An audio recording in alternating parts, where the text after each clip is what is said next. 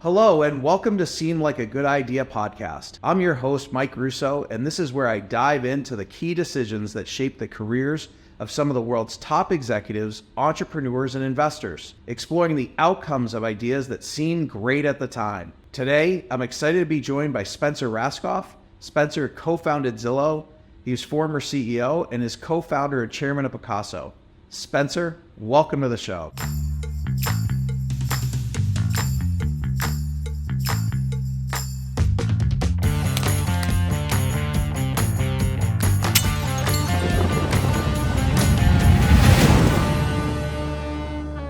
How are you? I'm great. Good to see you. Thanks. Excited to be here. Go ahead. I'm starting this because us as founders, I've never found anything by Zillow, but Concierge Auctions, Resora, Spark Offer that's now owned by Auction.com. When we look online, whether we listen to podcasts or we look online and we see what people are talking about, they're all talking about like what I would consider like super flex, right? Like, I'm massively productive. I have these massive numbers all the time.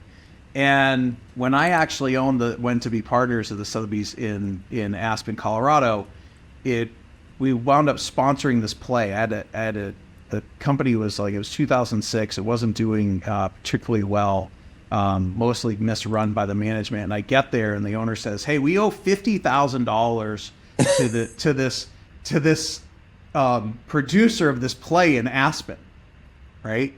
And I'm like, we don't really have $50,000. So you got to come up with it. I committed that we're going to do it, and it's a small town, and you got to come up with it. So I did, what have you, like not to bore that whole story, but at the end, and I owned it through '08, right, which was really tough, and then I wound up combining it with somebody else. But it turned out, and I never even realized at the time, the play was called Seemed Like a Good Idea at the time. I like it. Nice. Right. So anyway, so I'd love to just, chat and hear what, I'm sure whether it's like your VC ventures or your investment ventures, or whether with things in, Pacaso or Zillow or what have you, there must have been things that the team pursued, or, somebody had an idea that said, this is a good idea. We really need to go after this. But at the end, it maybe wasn't such a good idea. Plenty of those. Look, I think there's a misperception about successful tech founders, or probably really any executive, that it's all up and to the right, and nothing could be further from the truth. Startups are like being punched in the face every single day. I've had my share of challenges and overcame some of them and didn't overcome some of the others. So, for every successful outcome, there are 100 stories of the challenges that were overcome along the way. And some that weren't. One that particularly sticks out for you? Zillow, for example, bought 17 companies in the time that I was CEO, and I would say about 3/4 of those acquisitions were really good and successful, and about 1/4 were not, which is a great hit record for M&A, a track record for M&A, but that still means there was a lot of failure in those acquisitions. Another more specific product area where we tried and failed repeatedly was around community and user engagement and social features. So sort of like in the same way that Google repeatedly has tried and failed to create social products, Zillow tried to entice its audience to engage in conversation and community repeatedly, and we were never particularly successful at doing that, and we spent a lot of time and effort there. More recently, Pacaso, my newer startup, expanded very quickly during the zero interest rate environment, when capital was nearly free and when mortgage rates shot way up. We had to pull back, and we had layoffs, and we had to retrench and refocus, and we've done all that, and now we're basically through those challenges. Hotwire, my first startup, we launched in 1999 and things were going well, and then 2 years later we had September 11th, after which basically nobody traveled for 6 months. So we had a down round in layoffs and all sorts of challenges. So, I got, for those listeners, I'm wearing a hat for a good reason, which is my bald spot continues to grow and grow. So I've been through a lot. How about something that was a specific idea that you thought maybe looking back is comical? Comical is probably too hard an indictment, but I mean, I've been involved in plenty of things that haven't worked.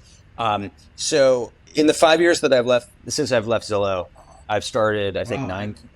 I think it's been 5 years now. So I think I've started 9 companies, and as co-founder and chair, and 2 of them, one of them we folded up shop, and one of them is kind of sort of on ice, and both of them were part of an investment thesis that I had around the verticalization of social media.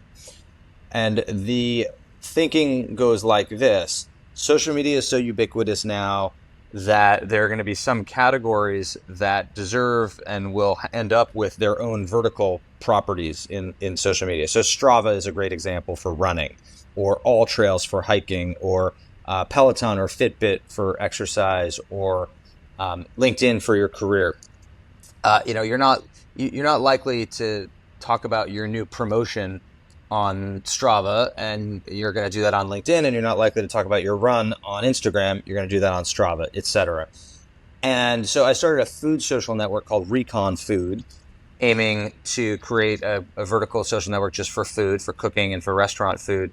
And I started an online travel business called Path Travel, trying to create a social travel discovery product. And what I found from both of those was that it is very, very, very hard to move people off of their existing habits.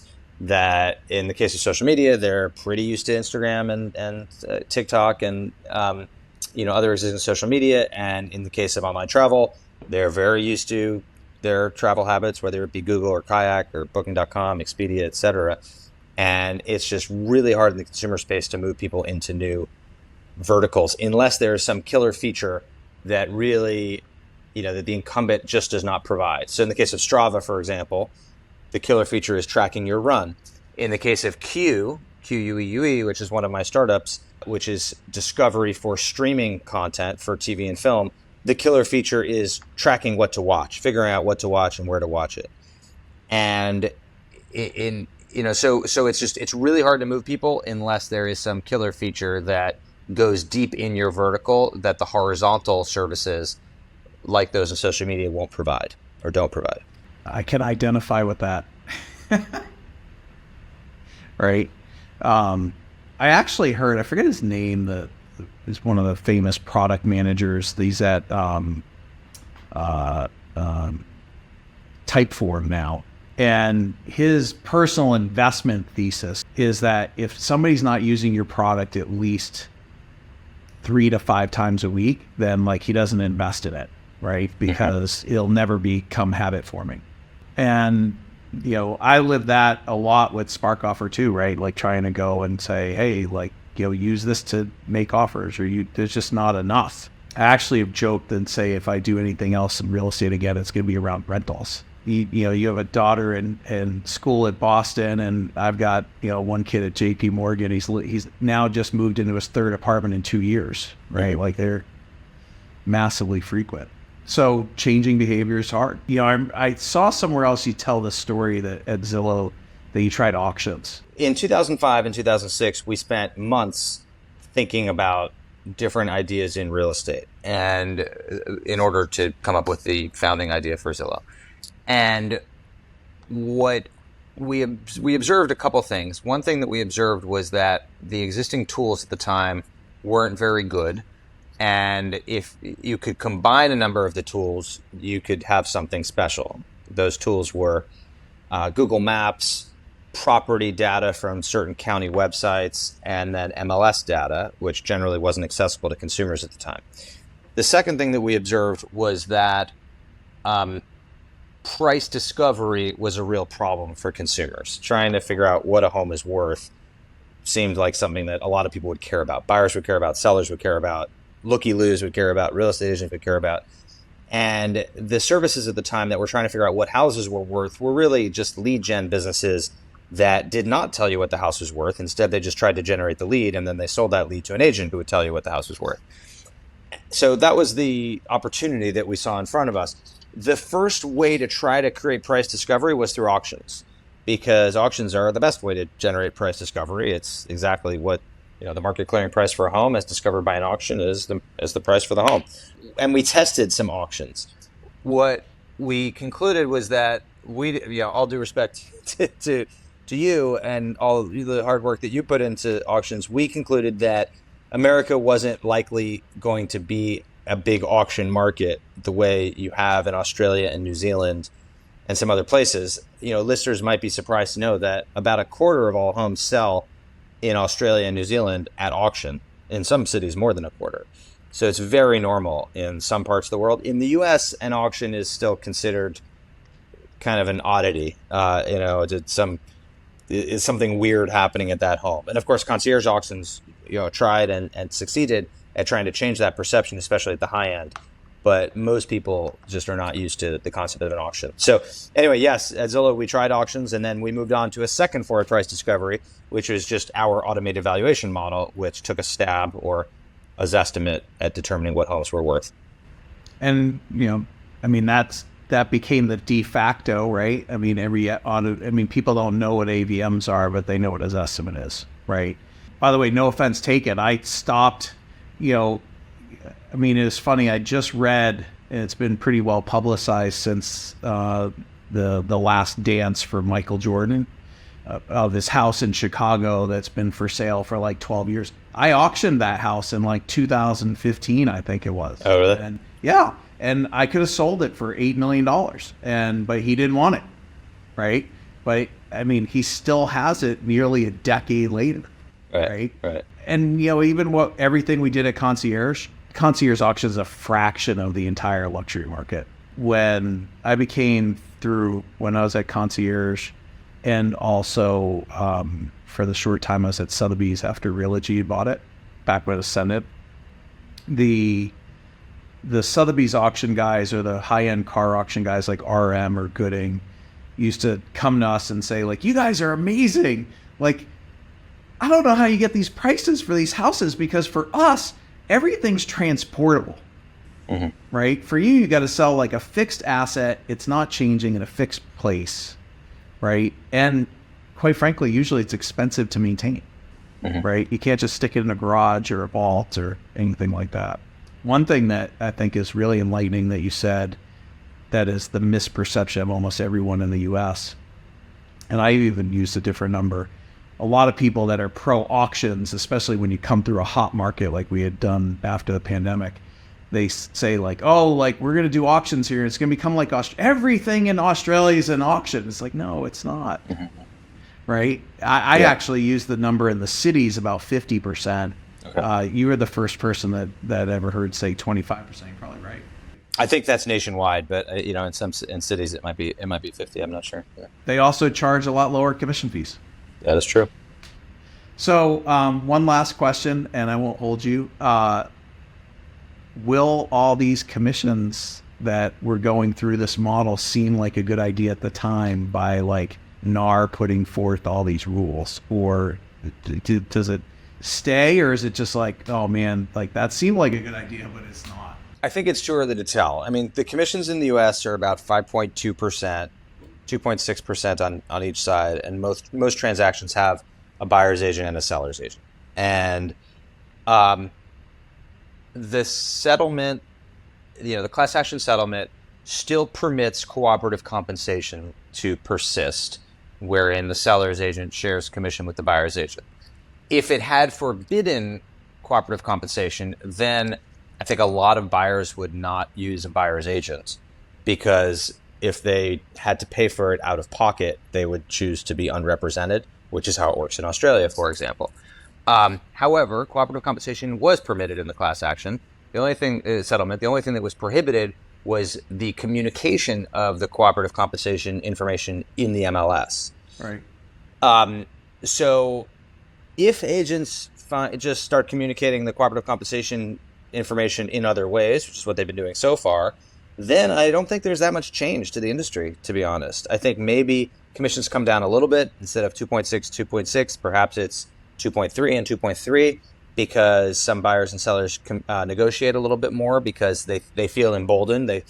I'm already hearing this in the industry. Consumers are saying to agents, hey, I heard the government said commissions are lower now, so I want my lower commission. And and as a result of those queries, some commissions are coming down a little bit.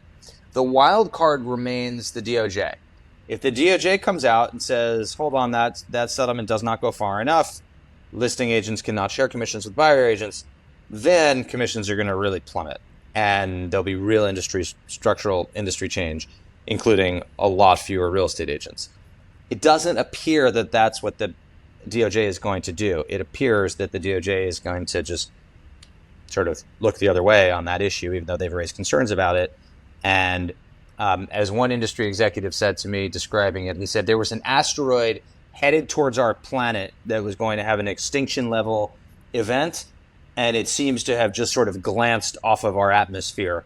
And the Earth kind of shook a little bit, but the asteroid seems to have bounced off. So I think there may be a second asteroid coming called the DOJ, but that appears to be sort of slowly decomposing in the atmosphere before it reaches Earth. I don't disagree with you, right? I think the biggest challenge that and I think, you're the company, you were the former CEO and founder, probably did the best job of hey, go show a house with no obligation, right? And I still invest in properties, right? And had a property that wasn't near me, contacted the listing agent, said, hey, I have a friend coming, do you mind showing it to him, doing a video walkthrough? And they sent me a 6-month buyer's agency agreement, right? and then kept calling and saying, hey, I didn't get the agreement. I'm like, yeah, no, I've moved on, right? I think that's the stuff that really is going to be the challenge in working out, right? Yeah, that's true. You're right. That's the other piece here is the buyer agent agreement, which nobody really knows what the impact of that is going to be.